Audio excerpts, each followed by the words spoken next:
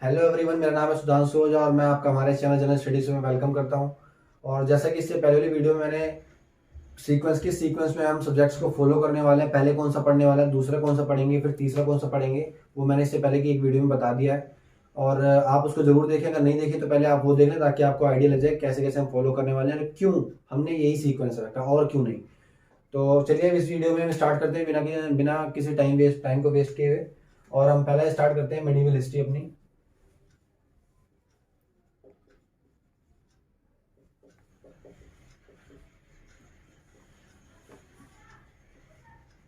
Medieval history को हम start करते हैं। तो दोस्तों, मेडाइवल हिस्ट्री की कहानी स्टार्ट होती है, मिलती जुलती तो एनिशिएंट से ही है, लेकिन स्टार्ट जहाँ से होती है मेन मैं वो बताता हूँ। ये स्टार्ट होती है 711 या फिर 712 से। ये हमारा भारत का नक्शा है।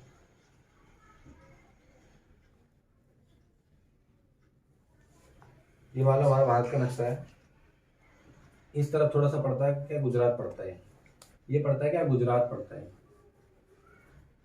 अरब अरब इन्वेजन हुआ था। अरब इन्वेजन क्या हुआ था, यहाँ से जा रहा था जहाज, यहाँ से जा रहा था एक जहाज।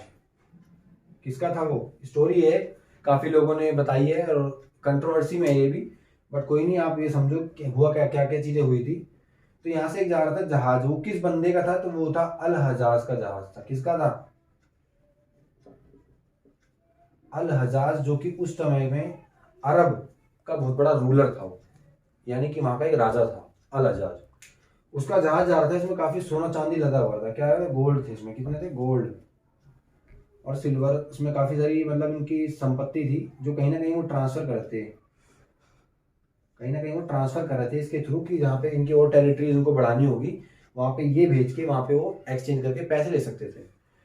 तो अल हजाज का ये सामान जा रहा था, कहाँ से निकल रहा था, गुजरात के आसपास से निकल रहा था। तो हुआ क्या, यहाँ पे इन्होंने यहाँ से जब निकल रहा था, यहाँ से टर्न होना था इसे, तो यहाँ पे एक बंदा था जो राजा था यहाँ का। कौन था, राजा दाहिर। गुजरात में कौन था, राजा दाहिर, उस समय का रूलर था यहाँ का। तो होता क्या है कि अल हजाज का जहाज जा रहा होता है और राजा दाहिर उसको करवा लेते हैं कैप्चर। राजा दाहिर करवा लेते हैं उसे, कैप्चर करवा लेते हैं। अब इसको कैप्चर राजा दाहिर ने इस जहाज को पकड़ा नहीं यहाँ से, तो अल हजाज क्या करता है, अपनी सैन्य की छोटी छोटी टुकड़ियां भेजता है इसके ऊपर कि भाई छोड़ दो मेरे जहाज को। भाई किसी का जहाज खो जाएगा तो बंदा यही कहेगा छोड़ दो, लेकिन दाहिर कहते हैं मेरे पास तो जहाज है ही नहीं हो, और जहाज देखा जाएगा तो राजा दाहिर ने नहीं कैप्चर करवाया था, इनके राज्य में कुछ छोटे छोटे ग्रुप से उन्होंने कैप्चर किया था ये जहाज। लेकिन राजा दाहिर को ये चीज पता नहीं थी कि हमारे किसी जैसे टेररिस्ट ग्रुप्स होते हैं छोटे छोटे, उन्होंने कैप्चर करवा लिया। लेकिन माना तो यही जाएगा ना कि राजा दाहिर ने कैप्चर करवाया, क्योंकि इनको ये क्या पता कि यहाँ पे ग्रुप है, इनको तो पता सीधा राजा दाहिर का किंगडम है। करवाया होगा तो कौन करवाएगा, राजा दाहिर ने करवाया था। तो दाहिर को इन्होंने काफी चेतावनी दी, सैन्य की टुकड़ियां अपनी भेजने लग गए गुजरात के अंदर। सैन्य की टुकड़ियां भेजी छोटी छोटी, लेकिन राजा दाहिर उस समय के बहुत पावरफुल थे। कौन थे, बहुत ही पावरफुल रूलर थे उस टाइम पर, कोई इसको हराना बहुत मामूली बात नहीं थी। तो होता क्या है कि राजा दाहिर जब सैन्य टुकड़ियां भेजता है, जब भी राजा दाहिर उस सैन्य टुकड़ियों को हरा के वो वापस आ जाते थे, हार के वापस आ जाते थे। फिर राजा दाहिर ने क्या करा, अपने दो बेटे जिसका नाम क्या था, एक का नाम था अब्दुल्ला और एक का नाम था बुंदेला। इनको भेजा इन्होंने कब, 711 में भेजा गुजरात पर आक्रमण करने के लिए, कि वो आएंगे अपने जहाज को बचा के ले जाएंगे। लेकिन ऐसा फिर नहीं हुआ। क्यों, क्योंकि राजा दाहिर बहुत ही पावरफुल थे। उन्होंने इनके दोनों बेटों को हरा दिया, इनके दोनों बेटे वापस आ गए अल हजाज के पास। अल हजाज ने कहा अब क्या करें। अल हजाज ने 712 में किसको भेजा, मोहम्मद बिन कासिम को भेजा। मोहम्मद बिन कासिम को भेजा। कौन था ये मोहम्मद बिन कासिम, ये अल हजाज का दामाद भी था और उसका सेना नायक भी था।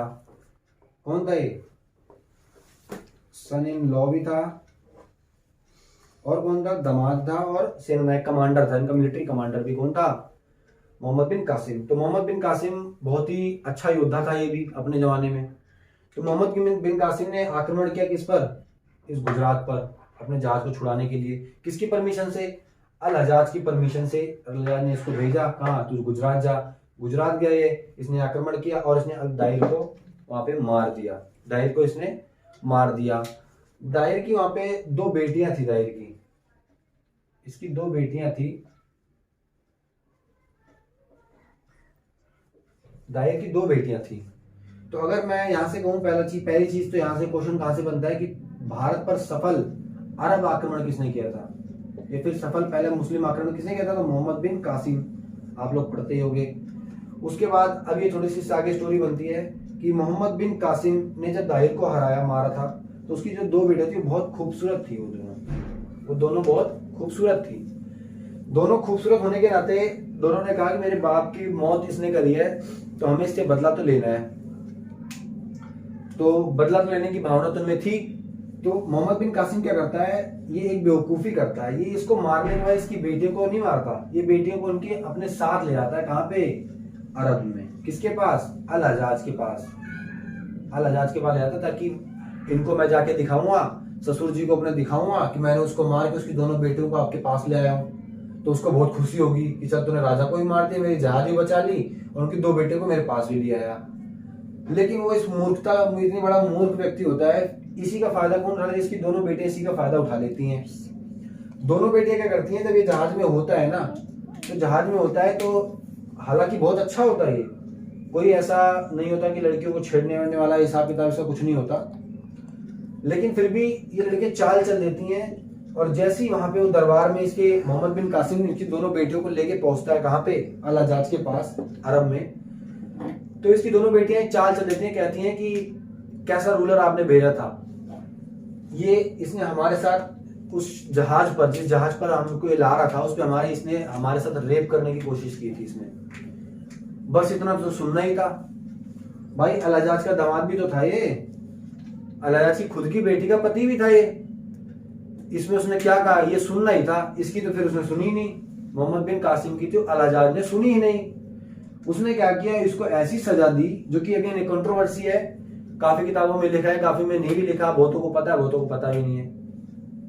अल हजाज ने क्या किया, इसको कहा कि जीवित जो एक जिंदा होता है, इसको ऐसी सजा दी कि सबसे एकदम भयानक सजा थी वो, कि चलते जहाज में बीच समुद्र के बीच में एक जिंदा सांड के पेट को फाड़ के इसकी सर उसके अंदर दे के इसको मारा जाए। कि मतलब जिंदा सांड है और चलती जहाज है, और बीच समुद्र में ले जाके उसके जीवित सांड को पेट उसका काट के इसका सर, मोहम्मद बिन कासिम का सर उसके अंदर घुसा के सिल दिया जाए, ताकि वो अंदर दम घुटने की वजह से मर जाए। सोचो कितनी भयानक मौत दी किसने, अल हजाज ने अपने दामाद को। क्यों, क्योंकि इसने इन दोनों ने चाल चल दी।